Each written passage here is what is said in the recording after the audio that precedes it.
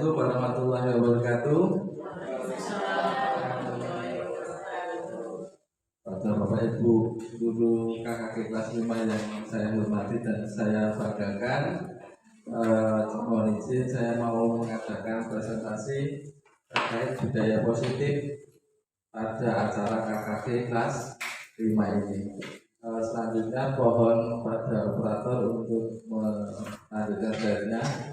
Di sini perkenalkan, nama saya Inung Daryanto, saya CGP dari Angkatan 9 Kabupaten Klaten. Di sini saya akan melaksanakan tugas saya di modul 1B4 terkait budaya positif, yang mana saya harus mempresentasikan pada rekan-rekan sejawat terkait budaya positif yang saya pelajari di CGP Angkatan 9 ini. Yang pertama, di sini saya akan bacakan pokok bahasan perubahan paradigma. Yang kedua, konsep disiplin positif dan motivasi. Yang ketiga, keyakinan kelas. Yang keempat, kebutuhan dasar manusia. Yang kelima, posisi kontrol. Yang keenam, segitiga restitusi. Selanjutnya, next. Di sini budaya positif ini tidak lepas dari arahan dari founding father kita di dunia pendidikan, yaitu dari Ki Hajar Dewantoro. Ki Hajar Dewantoro menyatakan di dunia pendidikan ini adalah kita selaku pendidik itu hakikatnya tidak jauh beda seperti seorang petani. Ya, apa maksudnya? Dalam hakikatnya kita itu menanam, kalau petani menanam padi, kalau kita menanam ilmu atau menanamkan siswa kita. Jadi kewajiban kita selaku pendidik itu seperti petani, yang mana petani itu mempunyai kewajiban memperbaiki kondisi tanah, memelihara tanaman padi, memberi pupuk dan air, membasmi ulat-ulat atau jamur-jamur yang mengganggu hidup tanaman padi dan yang lainnya. Dikarenakan pada dasarnya anak didik itu adalah kita itu mempunyai kodratnya masing-masing, sehingga tugas kita selaku pengajar itu hanya untuk ngomong bahasa Jawanya. Ngomong itu ngamping-ngampingi, menuntun. Jadi kita tidak bisa memaksakan apapun ke anak didik kita, karena anak didik kita pada dasarnya menurut Ki Hajar Dewantoro itu sudah mempunyai kodratnya. Jadi semenjak lahir itu anak itu sudah punya kodratnya masing-masing. Alias kalau kita atau dalam bahasa yang sehari-harinya, anak itu sudah mempunyai bakatnya masing-masing, dan hal itu ternyata tidak bisa dibelokkan seperti itu. Sekalipun nanti bisa dibelokkan, hasilnya tidak akan maksimal seperti itu. Jadi kita sebagai pendidik itu tugas kita menebarkan hal-hal positif yang ada dalam diri anak itu sendiri. Monggo Pak dilanjutkan.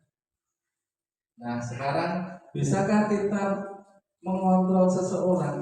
Nah, pertanyaan seperti itu. Ada pertanyaan, bisakah kita mengontrol seseorang? Nanti akan ada jawaban selanjutnya. Nah, di sini menurut Dr. William Gesser, paparan untuk meluruskan beberapa miskonsepsi tentang teori kontrol. Yang pertama ada ilusi guru mengontrol murid. Kita tidak dapat memaksa murid untuk berbuat sesuatu jika murid tersebut memilih untuk tidak melakukannya. Semua perilaku memiliki tujuan. Jadi setiap manusia, setiap orang itu saat melakukan sesuatu itu pasti ada tujuannya. Jadi itu yang harus kita ketahui. Kadang kita itu kalau ada seseorang tuh kok gini itu tidak sesuai dengan harapan kita, tetapi orang itu ternyata punya tujuannya. Itu yang perlu kita gali ternyata. Jadi tidak bisa kita itu menjudge, oh itu buruk, oh itu nggak benar, itu versi kita dengan versi yang melakukan itu ternyata berbeda. Yang kedua, ilusi bahwa semua pengetahuan positif, efektif dan bermanfaat dalam jangka waktu tertentu. Kemungkinan murid tersebut akan menyadarinya dan mencoba untuk menolongnya. menolak bujukan kita, atau bisa jadi murid tersebut menjadi tergantung pada pendapat sang guru untuk berusaha. Dalam hal ini dimaksudkan kadang kita ngiming-ngimingi anak sehingga anak itu jadi mau, tetapi hari berikutnya anak itu sudah hafal dengan iming-iming kita, jadi sudah nggak tertarik lagi seperti itu, dan ternyata itu kurang efektif Bapak Ibu semuanya. Jadi nanti endingnya akan ada di bawahnya bagaimana supaya anak itu bisa melakukan sesuatu hal yang baik itu timbul dari dalam dirinya sendiri, bukan karena dorongan dari luar atau iming-iming tadi. Selanjutnya, ilusi bahwa kritik dan orang merasa bersalah dapat menguatkan karakter. Menggunakan kritik dan rasa bersalah membuat mereka merasa buruk dan gagal. Contohnya misalnya ada anak itu kesukaannya aneh-aneh, terus kita itu kamu kok aneh-aneh aja, kamu kok nakal dan sebagainya, itu ternyata juga berdampak kurang bagus terhadap anak didik kita, sehingga nanti kalau sering disebut itu kan dia akan merasa jadi orang yang buruk atau menjadi orang yang gagal, itu kurang baik di mentalnya seperti itu. Karena ilusi bahwa orang dewasa memiliki hak untuk memaksa. Terkadang banyak orang dewasa yang percaya bahwa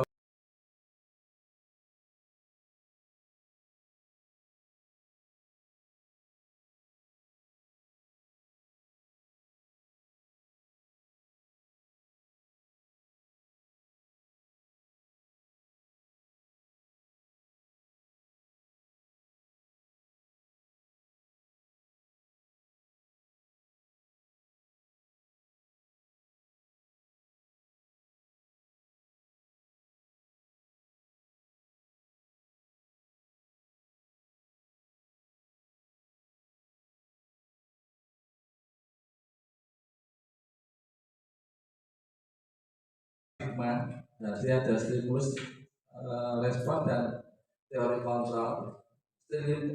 Stimulus responnya kita mencoba mengubah orang agar berpandangan sama dengan kita.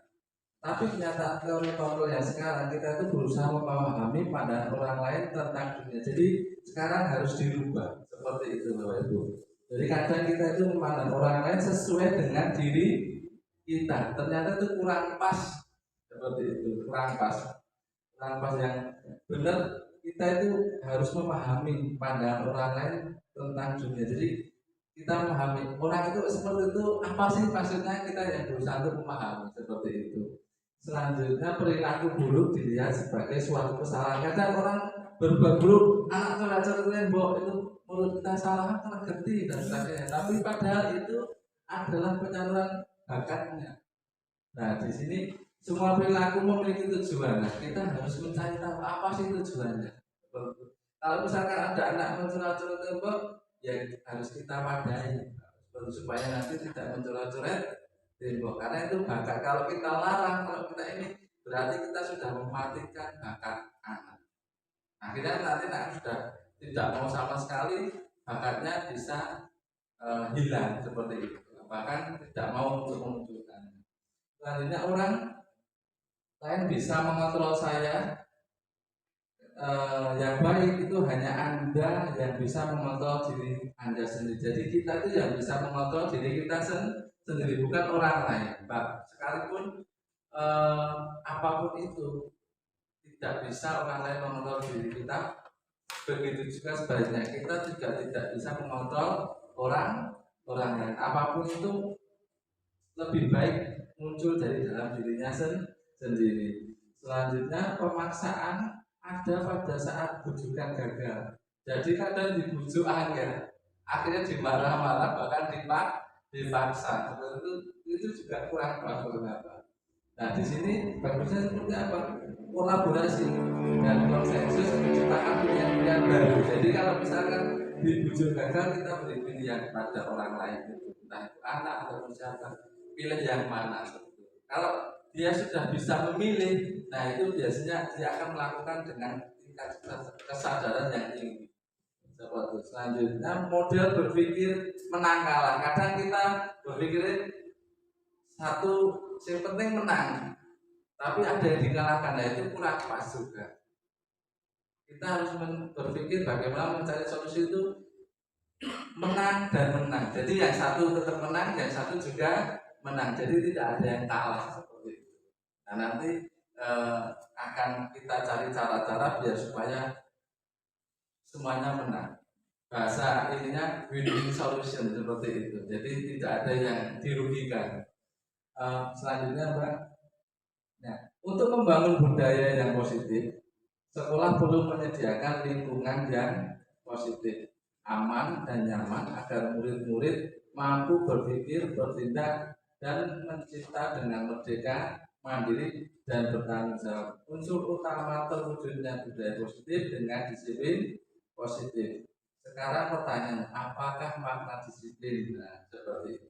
Nanti akan diterangkan di selanjutnya. Tapi sebelum saya terangkan selanjutnya, monggo aturi muncul sama keharumnya boten menapa disebut sinami. Monggo Pak Bu dipun tapi sak wontenipun sekalian kali mendengarkan saya berbicara ngapunten. Selanjutnya saya lanjutkan lagi, monggo Pak diturunkan lagi saya. Kebanyakan orang akan menghubungkan kata disiplin dengan tata tertib, teratur, dan kepatuhan. Pada peraturan bahkan sering dihubungkan dengan hukuman. Nah, di sini Bapak Pendidikan kita Ki Hajar Dewantoro menyatakan bahwa untuk mencapai kemerdekaan atau dalam konteks pendidikan kita saat ini, untuk menciptakan murid yang merdeka, syarat utamanya adalah harus ada disiplin yang kuat.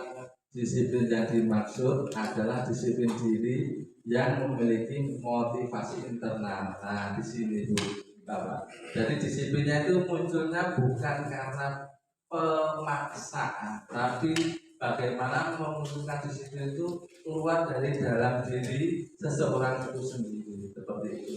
Monggo selanjutnya, Pak. Nah, teori motivasi manusia yang pertama, untuk menghindari ketidaknyamanan atau hukuman, apa yang akan terjadi apabila saya tidak melakukannya itu menghukum itu ternyata masuknya menjadi motivasi eksternal. Kadang orang tidak memakai helm itu karena nanti takut ditangkap polisi, itu berarti eksternal sebenarnya. Jadi bukan dari dalam diri sendiri, ini buat keselamatan, tidak. Jadi gara-gara hanya takut sama polisi pakai helm, nah itu nanti berarti kalau lewat jalan yang tidak ada polisinya nggak mau pakai helm, nah itu kurang baik. Jadi hukuman itu berdampaknya seperti itu contohnya. Nah, terus sekarang yang kedua, untuk mendapatkan imbalan dari orang lain atau institusi itu motivasi eksternal yang kedua. Jadi iming-iming atau hadiah bahasanya. Ternyata itu juga kurang bagus seperti itu. Nanti seseorang atau anak itu kalau kita ini taruhlah, nanti kalau kamu dapat nilai sekian akan dapat hadiah ini, ternyata itu juga kurang pas. Nanti suatu ketika kalau dia sudah pernah dapat hadiah, dapat nilai, dapat hadiah itu lagi, kadang bosan anak itu, akhirnya semangatnya menurun seperti itu. Atau bahkan kalau nggak dapat hadiah mutung. Nah, seperti itu yang dikhawatirkan atau yang akan terjadi kalau sering mendapatkan hadiah. Makanya di guru penggerak ini malah saya diajari untuk dilarang memberikan hadiah seperti itu. Bolehnya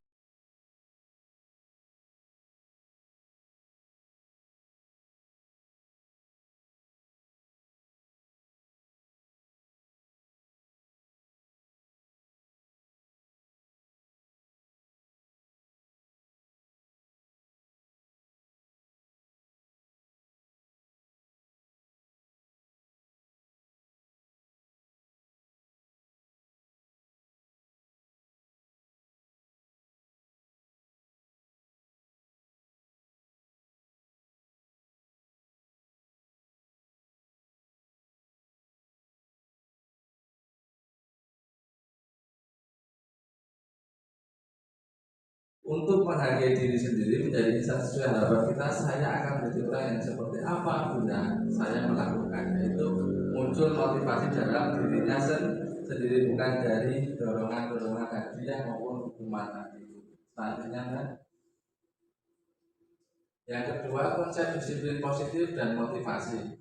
Tujuan disiplin positif adalah menanamkan motivasi yang ketiga pada murid-murid kita, yaitu untuk menjadi orang yang mereka inginkan dan menghargai diri sendiri dengan nilai-nilai yang mereka percaya. Ketika murid-murid kita memiliki motivasi tersebut, maka telah memiliki motivasi intrinsik yang berdampak jangka panjang. Motivasi yang tidak akan terpengaruh pada adanya hukuman ataupun hadiah seperti yang tadi.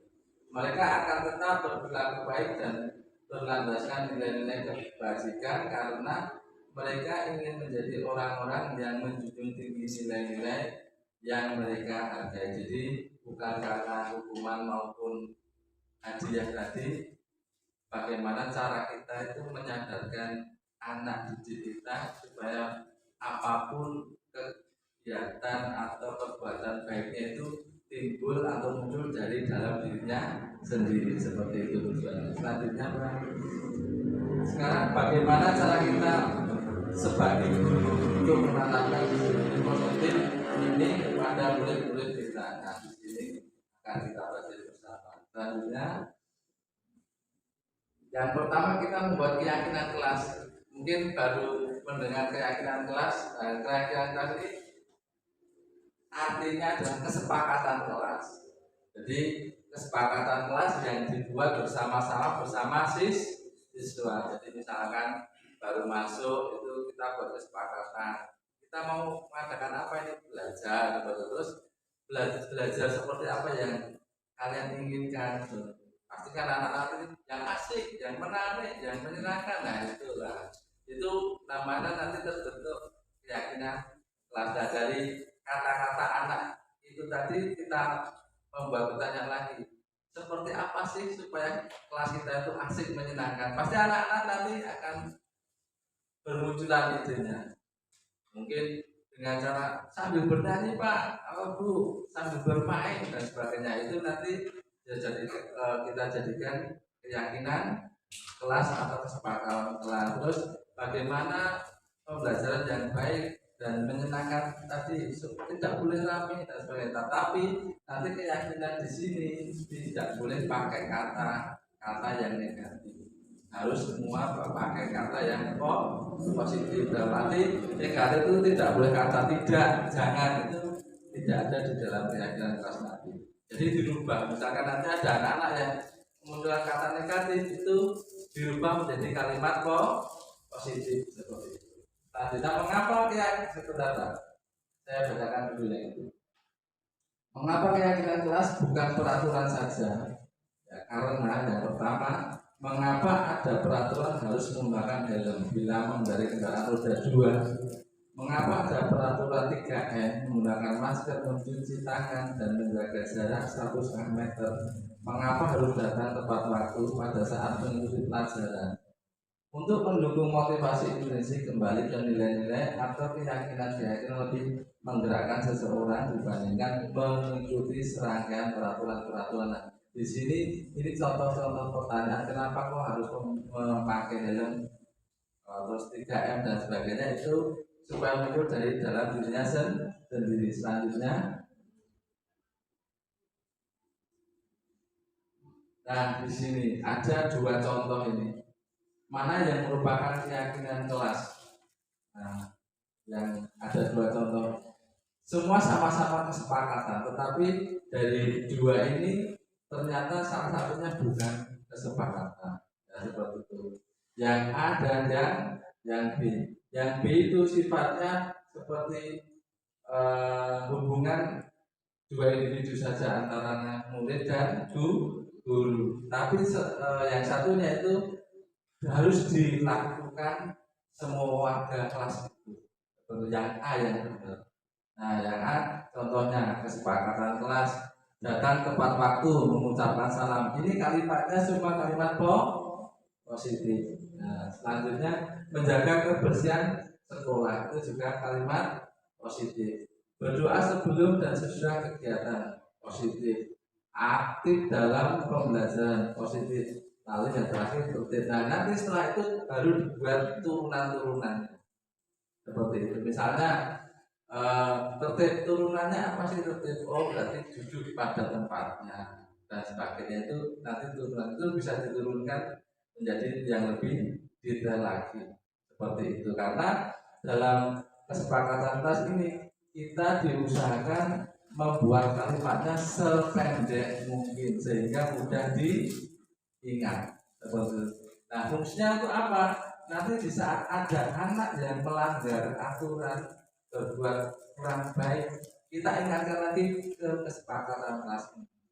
Kalau dia ingat ke kesepakatan kelas ini, nanti akan dengan sendirinya dia akan memperbaiki perbuatannya itu. Selanjutnya, Mbak. Nah, di sini menurut dosen suatu keyakinan akan lebih memotivasi seseorang dari dalam atau memotivasi secara intrinsik. Nah, di sini ada contoh peraturan, tapi keyakinan kelasnya masih kosong. Di sini tadi saya baru mulai mengerjakan juga itu. Jadi saya kerjakan, terus saya tulis di sini, di situ karena masih kosong. Yang pertama peraturan, selalu kembalikan buku ke tempatnya. Keyakinan kelas apa yang dibuat di situ? Kira-kira supaya kalimatnya pendek dan mudah diingat. Nah, keyakinan kelas atau nilai kebajikan yang dituju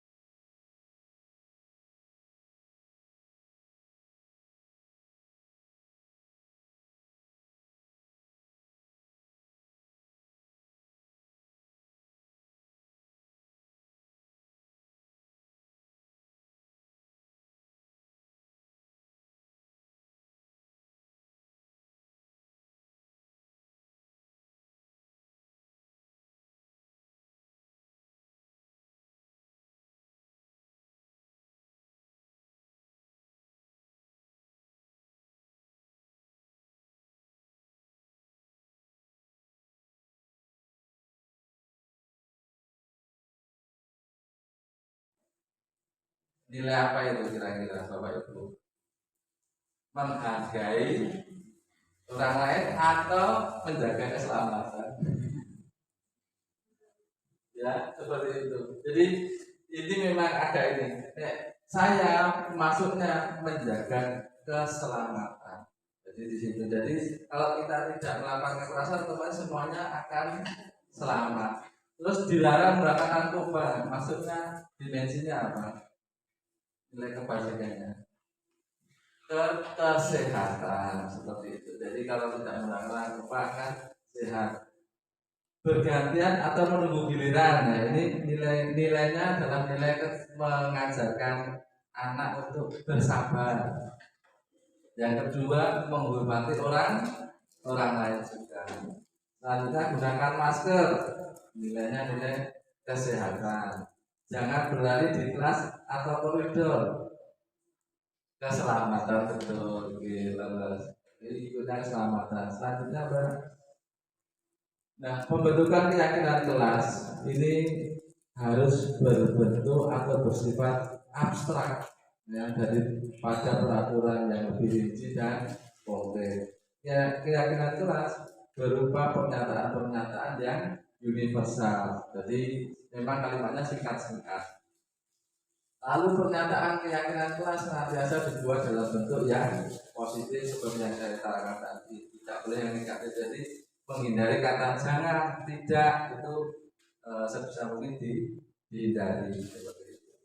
Selanjutnya, keyakinan kelas hendaknya tidak terlalu banyak sehingga mudah diingat dan dipahami oleh semua warga kelas. Nah, caranya supaya tidak terlalu banyak seperti contoh yang tadi. Oh, misalkan merapikan maksudnya nilainya apa? Seperti itu. Jadi kan menyapu, merapikan buku itu kan jelas maksudnya ke nilai bertanggung jawab ataupun dinilai kebersihan di kelompok-kelompokan seperti itu. Selanjutnya keyakinan kelas sebaiknya sesuai sesuatu yang dapat diterapkan di lingkungan tersebut. Jadi kalau membuat keyakinan yang bisa diterapkan di lingkungannya masing-masing, ampun membuat nanti yang tidak bisa diterapkan di lingkungan itu. Selanjutnya, semua warga kelas hendaknya ikut berkontribusi dalam pembuatan keyakinan kelas lewat kegiatan curah pendapat. Mungkin kita bisa memberikan tempat yang mana anak-anak mungkin bisa menempelkan apa yang menjadi isi hatinya, mungkin di apa namanya, mading ya, di mading atau di mana, di pojok kelas bisa. Selanjutnya, keyakinan kelas berupa pernyataan-pernyataan yang universal. Pernyataan keyakinan kelas senantiasa dibuat dalam bentuk positif. Oh, tadi sudah ya Pak, mohon maaf. Yang terakhir masih ada tinggal satu ini. Bersedia meninjau kembali keyakinan kelas dari waktu ke waktu. Jadi keyakinan kelas ini sifatnya dinamis, bisa berubah sewaktu-waktu menyesuaikan situasi dan kondisi di tempat masing-masing. Selanjutnya Ibu, ini tentang teori hukuman atau konsekuensi. Dihukum oleh penghargaan. Ini saya dulu jadi teringat, saya dulu diajari oleh pimpinan saya yang lama itu, pokoknya orang itu harus ada dua, reward dan punishment. Saya masih teringat sampai sekarang. Ternyata itu diterapkan justru malah kurang pas dalam kehidupan. Makanya akhirnya nanti kita di belakangnya itu ada sesuatu hal yang mungkin tidak kita inginkan seperti itu. Selanjutnya Ibu. Nah, di sini ada tindakan guru. Lalu di kolom sebelahnya itu termasuk hukuman atau konsekuensi. Salah satu contohnya begini. Menyuruh murid mencatat bila mana ada kesalahan. Saya tidak akan terlambat lagi sebanyak 100 kali karena terlambat datang ke sekolah. Mungkin Bapak Ibu pernah mengalami hal seperti ini waktu dulu sekolah. Saya ngalami terus terang, ya. Saya ngalami. Itu ternyata masuk dalam kategori hukuman. Jadi pada dasarnya itu tidak berefek yang baik. Justru efeknya malah tidak baik. Walaupun dia menulis capek-capek, tapi dalam hatinya itu malah sakit hati seperti itu. Dan itu tidak pas. Itu menimbulkan dendam. Selanjutnya, contoh selanjutnya, menyuruh murid lari mengelilingi lapangan basket 2 kali karena terlambat hadir di sekolah. Nah, ini saya guru. Jadi guru awal-awal tuh sebelum saya sering melakukan ini. Dan ternyata sekarang saya menyadari saya salah besar. Ya, ternyata itu tidak efektif seperti itu. Ternyata itu masuk dalam kategori hukuman. Selanjutnya, meminta murid push up sebanyak 15 kali karena ke sekolah tidak memakai masker. Nah, ini juga tidak efektif. Belum tentu besok dia akan memakai masker lagi. Justru kadang malah ngeyel atau ngeyel. Dan itu tidak efektif. Nah, selanjutnya meminta murid mengganti kertas tugas teman yang dicoret-coret. Nah, ini beda. Ini bukan hukuman, tapi ini konsekuensi alias tanggung jawab. Di situ. Jadi kalau ada kesalahan-kesalahan, kita minta tanggung jawabnya saja. Itu akan lebih efektif daripada hukuman. Selanjutnya, meminta murid membersihkan tumpahan air di meja karena tempat minum tersinggung. Jadi ada anak yang menumpahkan air itu bukan dimarah-marah, tapi diminta pertanggungjawabannya. Konsekuensinya adalah membersihkan. Lalu meminta murid tidak mengenakan sepatu seharian di sekolah karena sepatunya tidak berwarna hitam. Nah, itu juga maksudnya hukuman. Benar.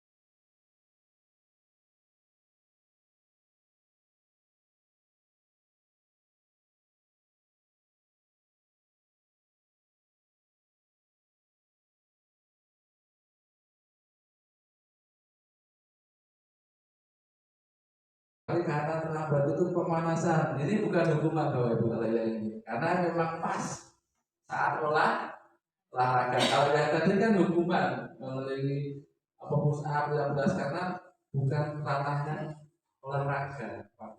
Kalau memang ranahnya olahraga, karena dia terlambat, teman-teman sudah pemanasan, dia suruh dia pemanas sendiri seperti itu.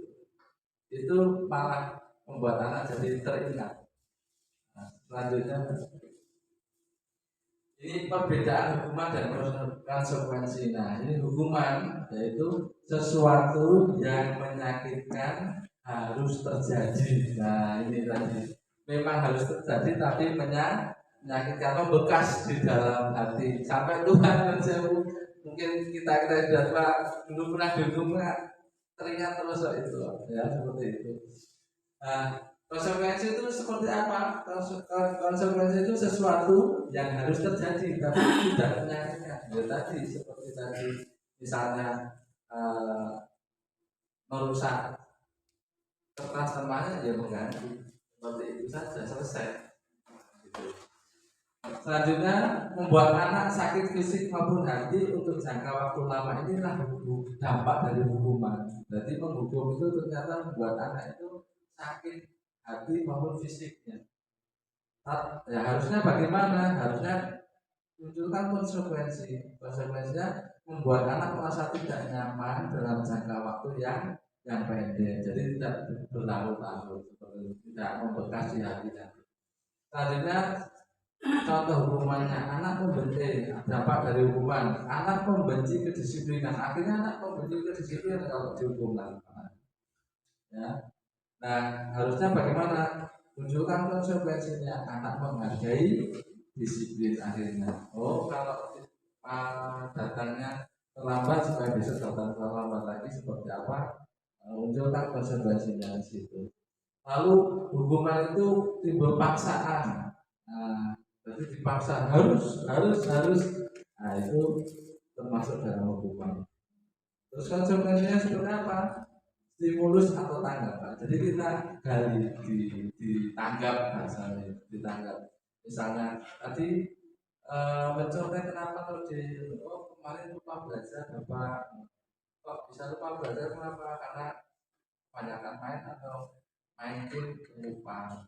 Oh ya, kalau memang seperti itu kita semua pernah jadi manusia, memang tidak pernah melakukan lupa, tidak jauh dari lupa. Jadi anak itu enggak begitu, bukan saya sendiri yang pernah lupa. Nah, terus kalau sudah lupa, seperti apa yang akan kamu lakukan? Saya akan belajar lupa. Seperti itu jawabannya. Nah, itu muncul dari dalam dirinya sendiri. Jadi dia punya masalah, nanti dia sendiri yang juga mengatasi masalah itu sendiri. Lalu konsep diri yang buruk ini hukuman, ya. Itu hukuman itu membuat orang itu akan menjadi buruk konsepnya. Jadi konsekuensinya kita membuat konsep diri yang baik. Artinya hukuman anak belajar untuk menyembunyikan kesalahan. Akhirnya dia belajar menyembunyikan kesalahan supaya tidak dihukum. Nah seperti itu. Bagusnya anak belajar untuk mematuhi peraturan supaya anak itu mematuhi peraturan, bukan karena takut dihukum. Selanjutnya hukuman itu biasanya akan marah, rasa bersalah, dipermalukan, merasa tak dihargai. Nah, akhirnya timbul dendam karena itu tadi. Konsekuensi harus bagaimana? Kehilangan hak, dibuat tidak nyaman, diasingkan atau diasingkan untuk sementara, time out. Jadi dikasih waktu untuk merenung. Maksudnya seperti itu. Bukan diasingkan seterusnya tidak, tapi hanya dikasih waktu untuk merenung seperti itu. Selanjutnya, nah ini pertanyaannya Ibu Retno, ini salah satu contoh saja, contoh kesalahan ya. Ibu Retno, guru kelas 5, sedang bingung menghadapi salah satu murid di kelasnya yang bernama Doni. Beberapa anak di kelas telah datang padanya dan mengeluh Doni yang seringkali meminta bekal makan siang mereka dengan paksa. Nah, pertanyaan di sini, menurut Anda kira-kira apa alasan Doni melakukan hal itu? Yang kedua, jika Anda menghadapi situasi seperti Ibu Retno, apa yang akan Anda lakukan? Akankah memarahi Doni, menghukum Doni, atau seperti apa? Nah, kalau kita mengikuti konsep yang tadi, itu kita cari tahu kenapa toh dari Doni dipanggil, kenapa Don kok ambil apa makanan teman-teman ini. Nah, ternyata nanti pasti Doni mengutarakan alasan. Silahkan selanjutnya Mbak, di bawahnya ada alasannya. Nah, karena sifat manusia itu di sini, sifat dasar manusia, apa itu semuanya. Sifat dasar manusia itu untuk bertahan hidup itu butuh 4, yaitu kesenangan, cinta dan kasih sayang, kebebasan dan penguasaan. Yang sebelahnya itu bahasa Inggrisnya seperti itu. Dan selanjutnya itu, nah di sini 5 kebutuhan dasar untuk bertahan hidup, ya. Yang pertama kesehatan, rumah makan itu pasti, ya, untuk kita bertahan hidup. Yang kedua cinta dan kasih sayang. Kita itu hidup itu butuh cinta dan kasih sayang untuk diterima orang lain dan koneksi sosial. Selanjutnya penguasaan, pengakuan atas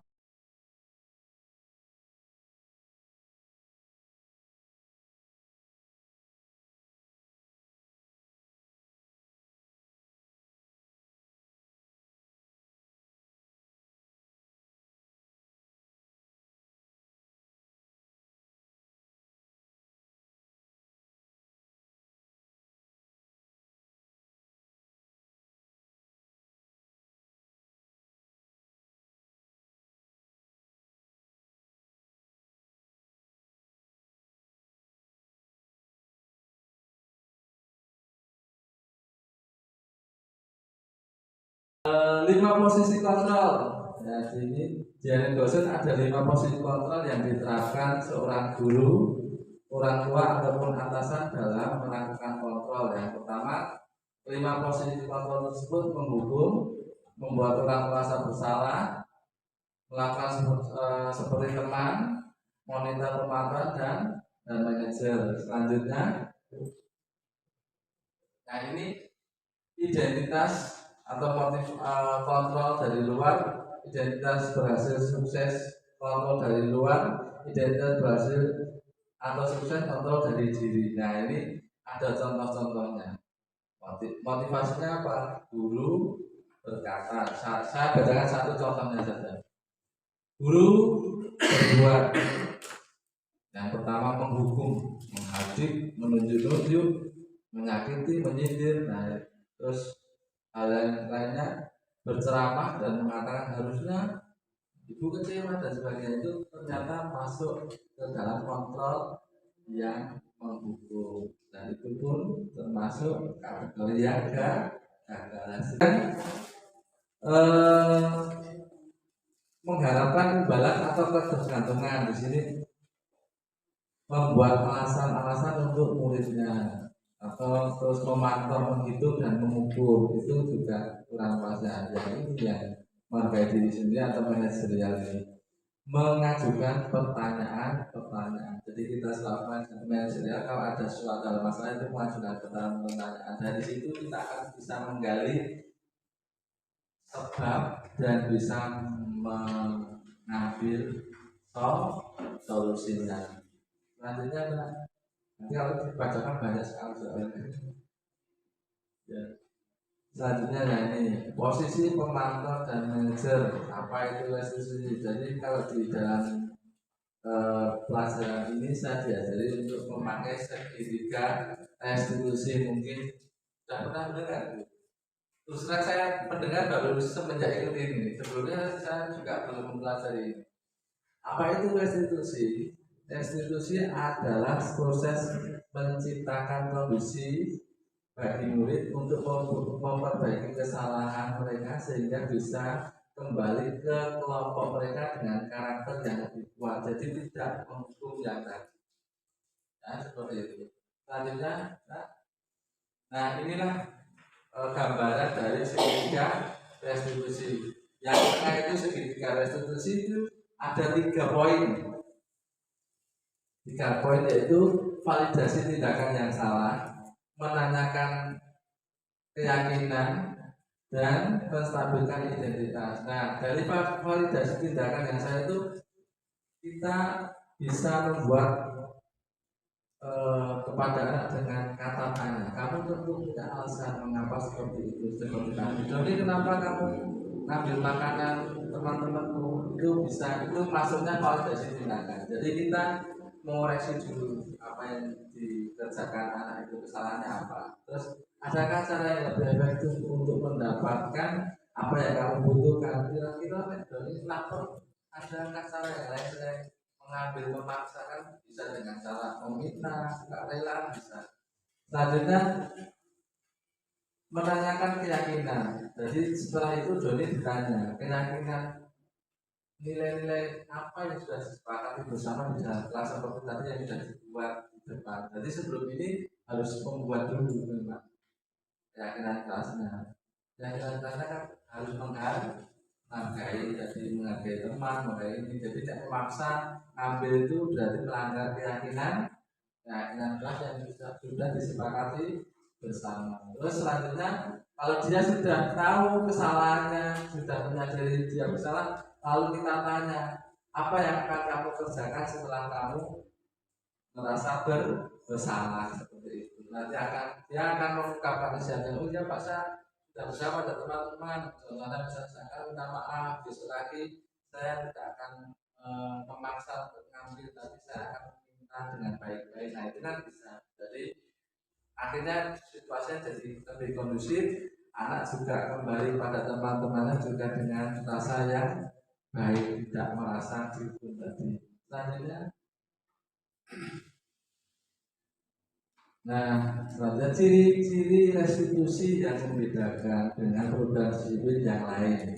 Yang pertama, restitusi bukan untuk menebus kesalahan, namun untuk belajar dari kesalahan. Nah, bedanya ini dengan hukuman di situ. Kalau hukuman tadi kan seolah menebus kesalahan. Apa itu kalau bahasanya nebus itu kok kayaknya kurang enak itu ya Bu ya. Tapi di sini belajar dari kesalahan. Oh, saya pernah salah, akhirnya belajar dari kesalahan. Yang kedua, restitusi memperbaiki hubungan. Yang ketiga, restitusi adalah tawaran bukan paksaan. Jadi ditawarkan tadi suruh memilih. Yang keempat, restitusi menuntun untuk melihat ke dalam diri. Yang kelima, restitusi mencari putra dasar yang mendasari tindakan. Yang keenam, restitusi diri adalah cara yang paling baik. Yang ketujuh, restitusi bukan pada karakter, bukan tindakan. Yang kedelapan, restitusi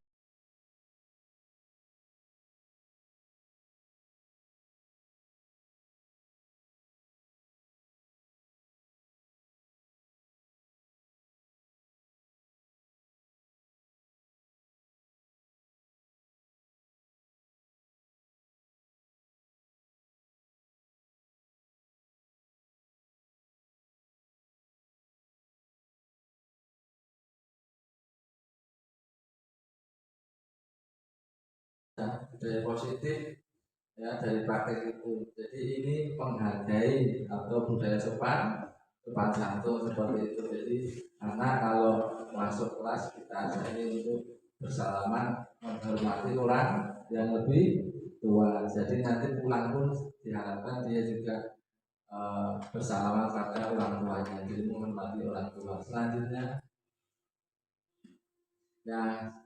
ini marilah terus percaya bahwa pendekatan positif akan membuahkan hasil yang lebih luar biasa daripada menghukum.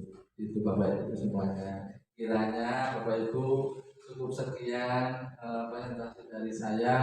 Mohon maaf bila agak panjang, jadi mohon maaf sekali. Tapi saya yakin, saya percaya walaupun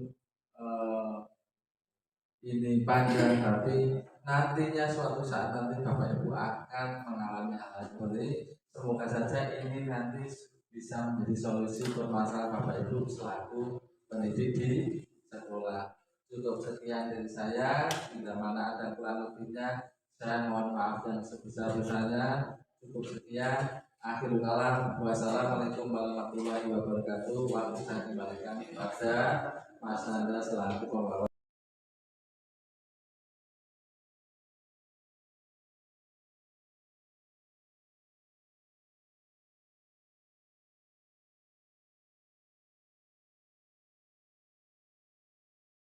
Assalamualaikum warahmatullahi wabarakatuh.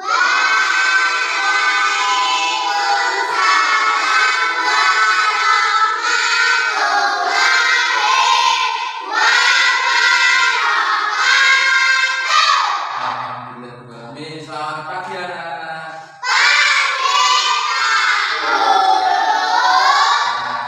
Pagi ini semuanya senang?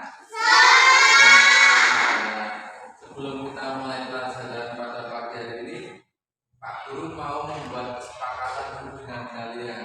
Nanti di sini kita bersama-sama membuat kesepakatan kelas di awal hari setelah kita melaksanakan tes tengah semester kemarin, ya. Terus sekarang nanti kesepakatan ini nanti akan kita pakai untuk peraturan di kelas kita saat pelajaran. Nah, nanti anak-anak semua mengisikan di kertas, menuliskan apa kesepakatan kelas yang akan kita pakai, apa pendapat kalian, nanti tulisan kertas. Satu anak menuliskan 3, ya, ngerti tidak? 3. Pak, nanti kalau sama gimana, sama dan masalah nanti kita bicarakan bersama. Mengerti? Oke, kalau sudah mengerti, Pak Guru bagikan, nanti kalian tuliskan kesepakatan apa di kelas ini yang akan kita lakukan dan yang ingin kalian inginkan, ya.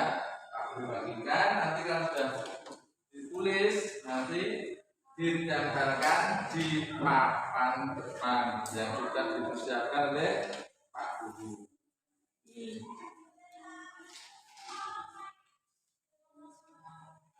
Ya. Ya. Masa 1 ini buat Karista. Kalian tuliskan pakai pulpen, ya. Bukan pakai pensil, pakai pulpen, ya. Tulisannya yang bagus.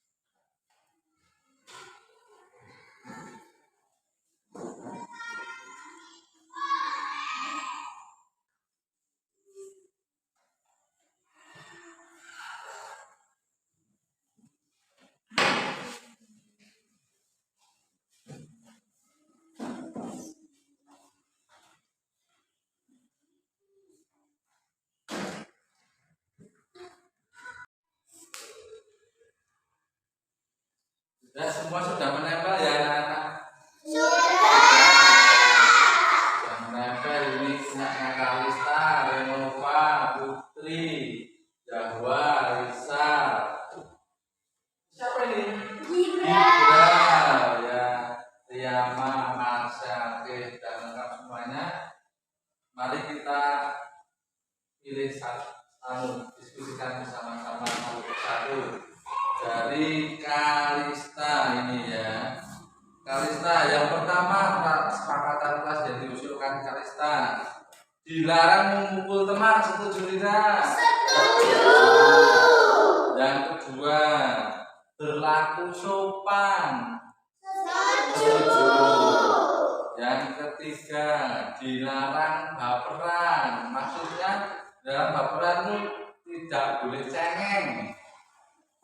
Begitu Pak Kalista? Iya Pak. Setuju tidak? Setuju. Ini disepakati Pak Guru tempel di sini. Tapi ini sulasinya tidak bisa dipakai. Tolong dipotongkan Pak Guru sulasinya. Oke. Nah, Pak Guru tempel ya, ini setuju semua usulan dari Kalista. Nah, tempel sini.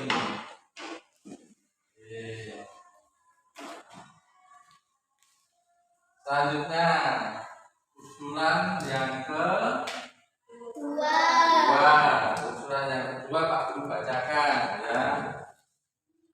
Dari Renova ya. Dari Renova usul yang pertama, tidak boleh makan di kelas, setuju tidak? Tidak. Kosong pelajaran boleh makan di kelas. Jadi tidak boleh makan di kelas ya. Ya, di kelas saat pelajaran tidak boleh makan. Setuju? Oke. Yang kedua, mengerjakan tugas tepat waktu. Jadi tidak boleh molor-molor. Tidak boleh lupa. Setuju? Yang ketiga, memakai seragam lengkap. Seragam lengkap dari atas sampai bawah. Waktunya olahraga pakai seragam olahraga. Waktunya hari Senin pakai seragam putih merah dan sepatu kaos kaki kaping. Nah, itu juga tidak boleh lupa.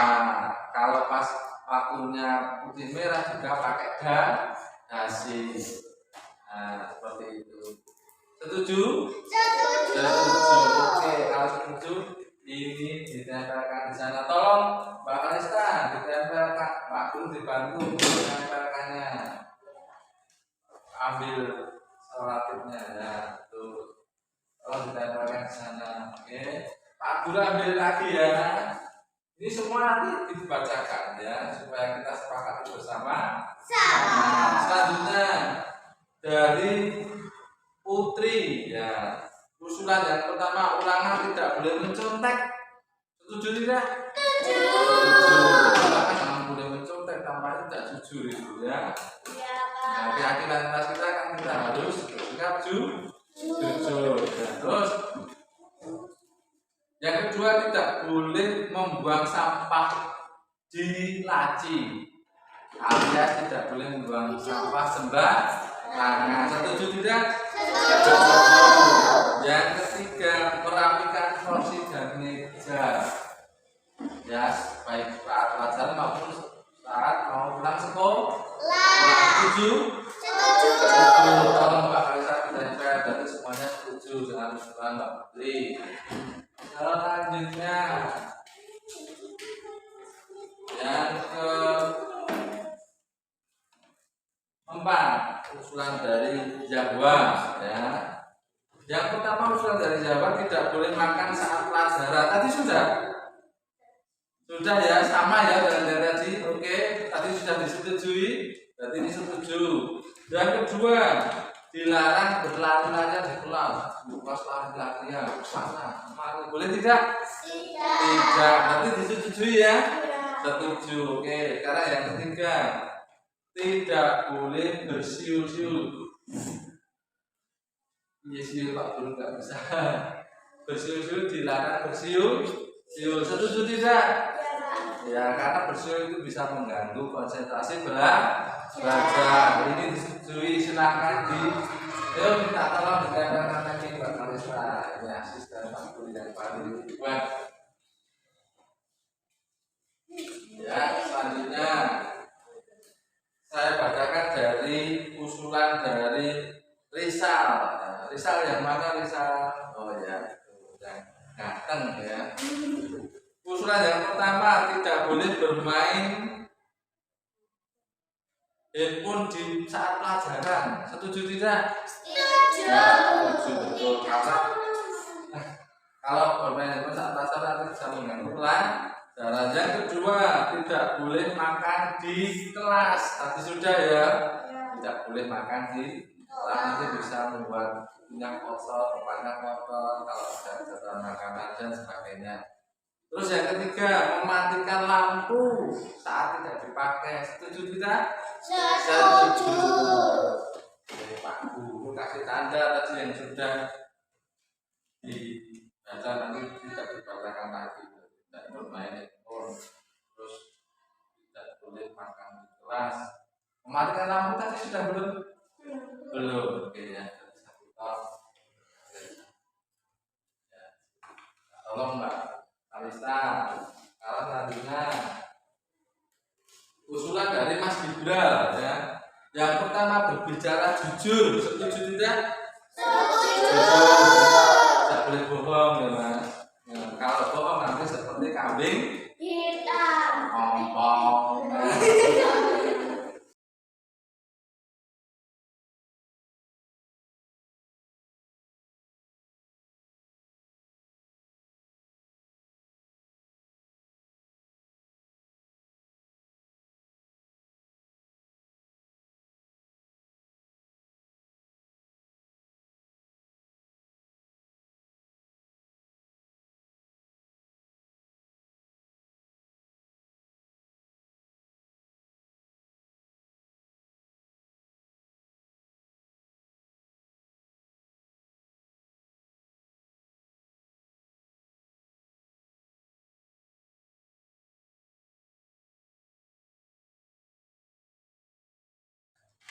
Usulan yang kedua, memakai seragam lengkap. Ya, memakai seragam lengkap. Tadi sudah ya? Ya, tadi sudah disetujui. Yang ketiga, tidak boleh makan saat pelajaran. Tadi juga sudah. Oke, berarti berbicara yang jujur. Ya, silahkan tempel lagi Pak Reza.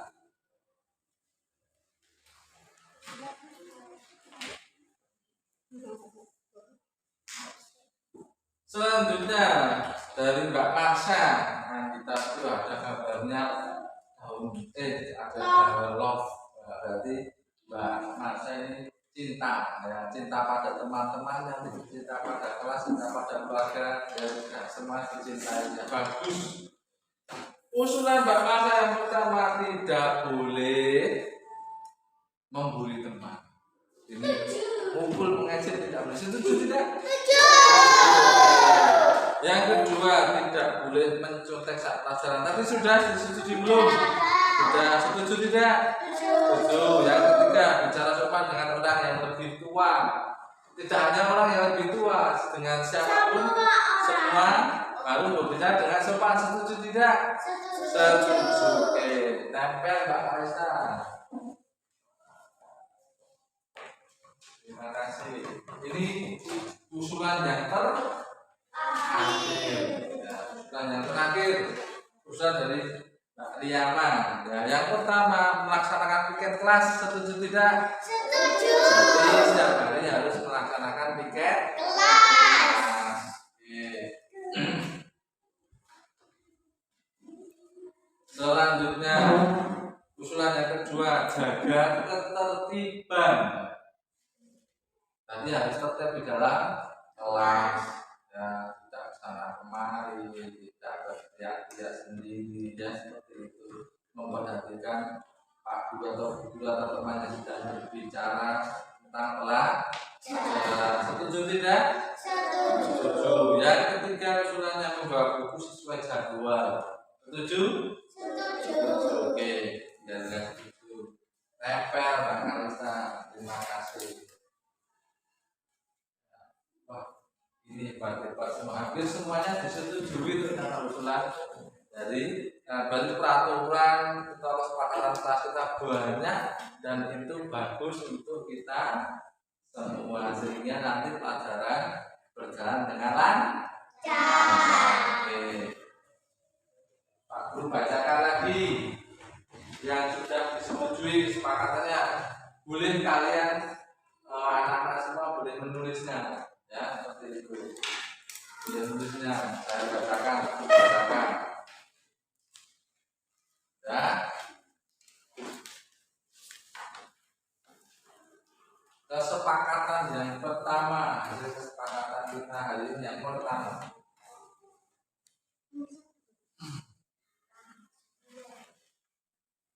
Ya. Dilarang memukul teman. Tidak boleh memukul teman. Garis miring bullying, ya. Berarti mengejek, memukul tidak boleh. Terus yang kedua, berlaku sopan kepada siapa saja. Dan yang ketiga, dilarang baperan berarti tidak boleh cengeng. Tidak boleh cengeng. Selanjutnya yang keempat, tidak boleh makan di dalam kelas, ya. Terus yang kelima, mengerjakan tugas tepat waktu. Yang keenam, memakai seragam lengkap.